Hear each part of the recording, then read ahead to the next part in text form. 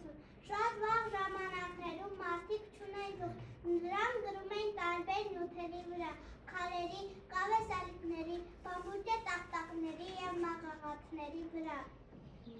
Ինչպես ասվում է Աստվածաշնչում, կամենալը կարողանալ է, մարդիկ թուղթ օգտագործել են առաջինից երկրորդ դարերում։ Այդպես է կամեցավ ցալունը երկրորդ դարում Չինաստանում մոտ 105 թվականին հայտնաբերեց բամբուկից թուղթ պատրաստելու եղանակ։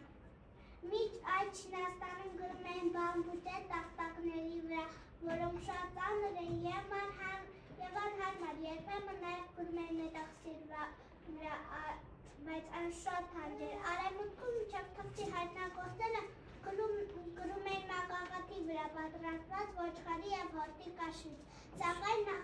մագաղաթ հազվագյուտ նյութ էր և նույնպես թանկ էր։ Չինացիները անչափ կանխնապային, այդ պատճառով է աչղարը թղթի ստեղծման գաղտնիքը շատ ուշ իմացավ։ Չինացիները թուղթը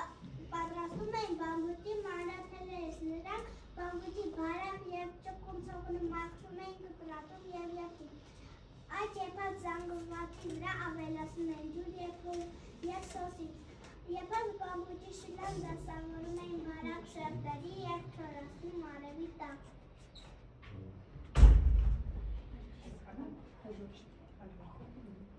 6-ից 8-րդ դարերում թուղթը սկսվեց տարածվել Ճապոնիայում և Կորեայում, 11-ից 12-րդ դարերում Եվրոպայում, իսկ Հայաստանում այն արդեն օգտագործել են 8-ից 9-րդ դարերում։ Սկզբում այն պատրաստում էին 5 կտորներից, բայց սկսեցին զարգացնել փայտանյութից թուղթ պատրաստելու եղանակ։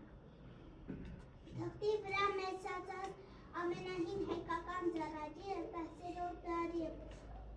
Այն գրվել է 981 թվականին Ղուկաս գրչի կողմից, անհնչյան 4-րդն է։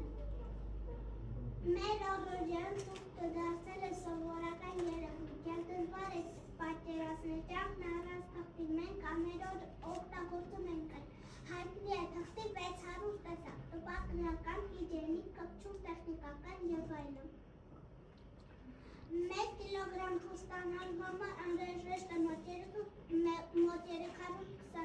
լիտր ջուր։ Թղթի 93% պատրաստված է ծառերից։ Աշխարհում թղթի 25% պատրաստված է թղթաթափոններից, որը հնարավորություն է տալիս պահպանելու նվազագույնը 2 ծառ։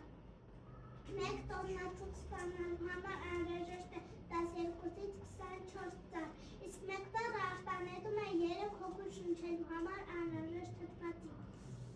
Ուստի եկեք խնայողաբար օգտագործենք թուղթը և լինենք գիտակցված սպառողներ, որպեսզի խնայենք շատ բնական ռեսուրսներ։ Շնորհակալություն։